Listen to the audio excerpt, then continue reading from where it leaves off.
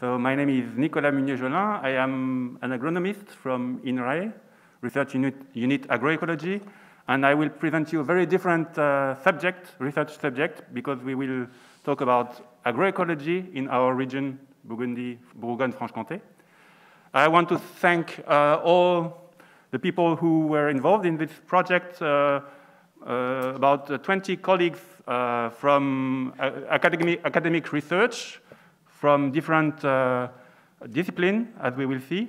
And I also want to thank the non-academic partners, namely the cooperative. Our main partner is the cooperative Dijon Céréales, and we have all the partners involved in the network of experimental platforms called Artemis. And I also want to thank Gladys Fontanier, who made an excellent job by managing the project on a daily basis. So I'm talking about agroecology, and one difficult thing with this concept is that it is not very well defined. It's a quite fuzzy concept, so we had to define what we meant by agroecology. Agroecology in our project is defined by three main points: objectives, means, and spatial and temporal scales. The objective is to change agriculture to get an agriculture more sustainable, considering the different aspects of sustainability. And the means is the most important, because we make the hypothesis that we will gain sustainability by making a better use of natural and ecological and biological processes involved in the agricultural production process. And this requires a holistic view of the system of agricultural production process.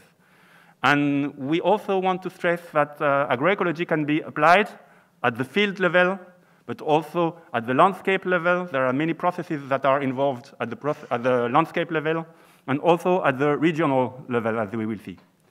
And also in this project, and also in agroecology, we also want to strengthen the links between the farmers and the consumers, which is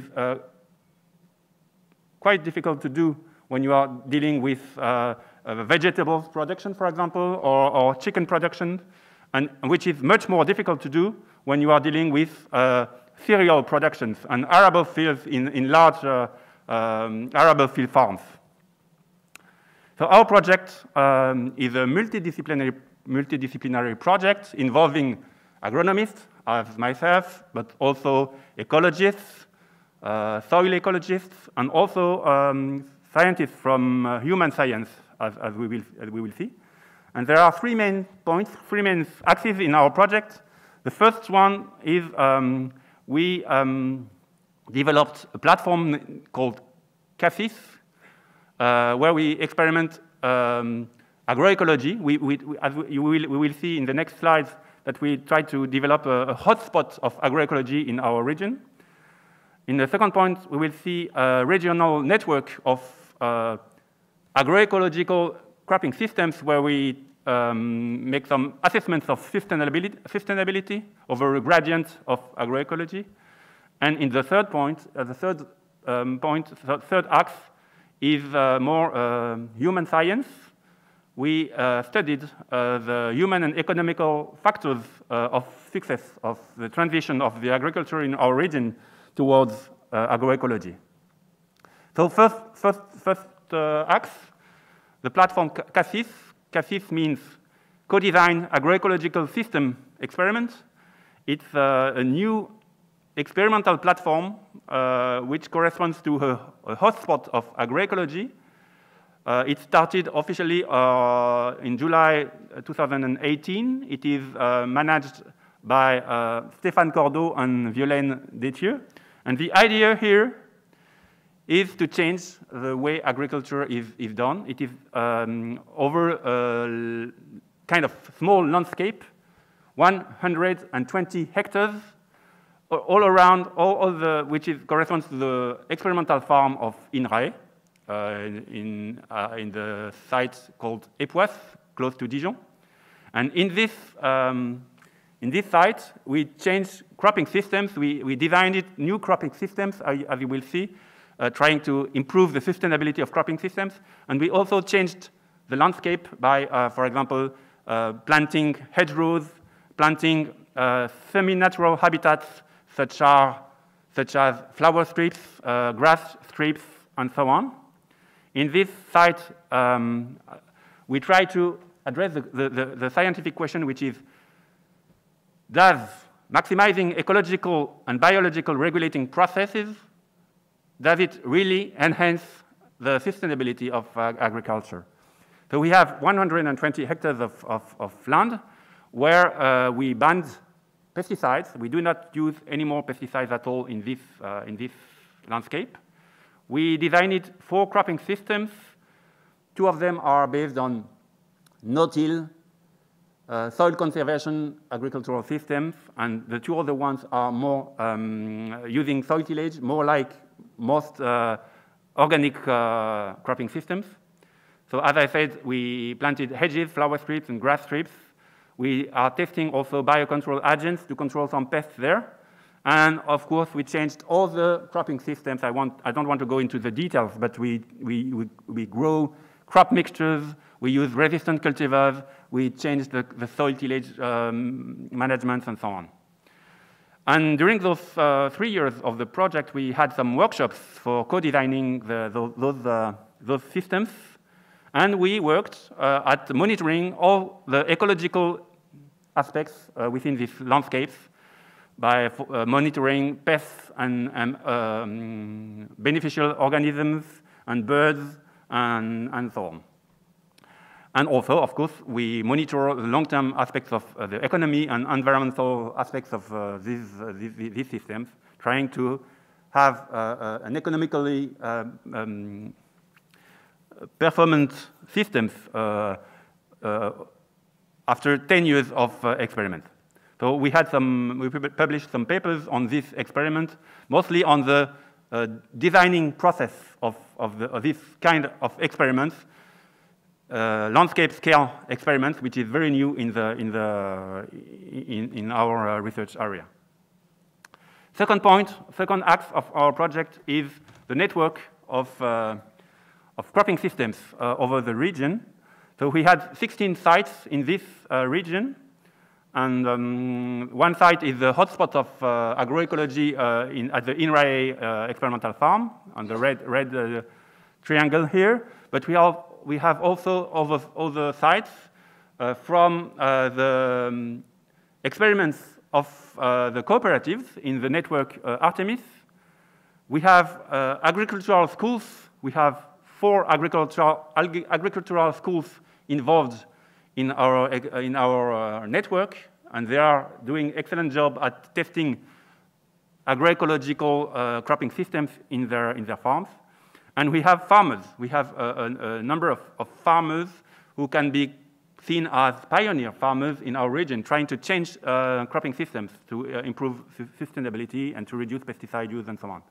And on this network of cropping systems, we shared some methods for evaluating the sustainability. You have here a list of assessment indicators. So of course, we have a look at productivity of cropping systems, but also, as we will see, we look at the harvest quality, because the quality of production is a very important assessment criteria. We consider, for example, the protein content of wheat harvest, and the breadability. I don't know if it's a good English term. I'm not sure there is a term in English for this. The breadability of wheat flours. We look also at the mycotoxins in the grains that are harvested. We look at socioeconomic indicators. We look at the biodiversity, and we look at soil microbiology, diversity, and the functionalities within the soils related to the microbes in the soils. We look at pollinators, we look at weeds, we look, as I said, at pests and beneficial organisms. We look at the loss of nitrogen in the environments, we look at the carbon storage, the emissions of greenhouse gases, and so on. So we have plenty of of data on this. I'm just showing here one example of result, of, actually two examples. The first one is here on the ecology. We compare here the number of pests, flea beetles pests. Flea beetles is the pest of rape seeds, as you can see here. And we compared the number of larvae of these pests in 4 types of landscapes in our regions over the network. The 4 types of landscape are distinguished by the percentage of rape of a rape crop within the landscape, and the second factor is the number of the percentage of semi-natural habitats within the landscape. And you can see here that this pest is pretty much impacted by the landscape aspects, because the more rape in the landscape and the less semi-natural habitats in the landscape, the more pests you have at this particular, in the autumn particular season for this pest. The second result is about the quality of the wheat seeds that are harvested. Here we studied the breedability of flowers coming from cropping systems, either reference cropping systems, very intensive cropping systems, or flowers from wheat coming from our network of agroecological systems. You have here the results from the different variables describing the quality of the bread and the level of proteins and the breedability of the flowers from bread. And we saw that in our network there was no real negative impact of the cropping systems from agroecology in terms of quality of flowers. And we just identified that the crop rotation is important for bread quality, because the best bread quality was from wheat grown after a legume crop. So the beneficial impact of preceding legume crops is an important result we got. The last axe is about human science. So we addressed a number of questions, so I will not have time to develop all the results. So some of the questions we addressed is how is the farming profession perceived by farmers who are in this process of changing agriculture? Is the farming system more complex? Is it more risky? Is it more interesting? Is it more valuable as compared to for social considerations of neighbors, for example, in villages and so on? Is it more robust facing hazards in considering the economy of the farm? And also we studied what should be changed in agri-food chains to support the change of agriculture in the region. So colleagues addressed those questions. And also we had last results about a very interesting job that was done by our colleagues from Chemoscience. They addressed the question, are consumers ready to pay extra costs for food produced under the agroecology label?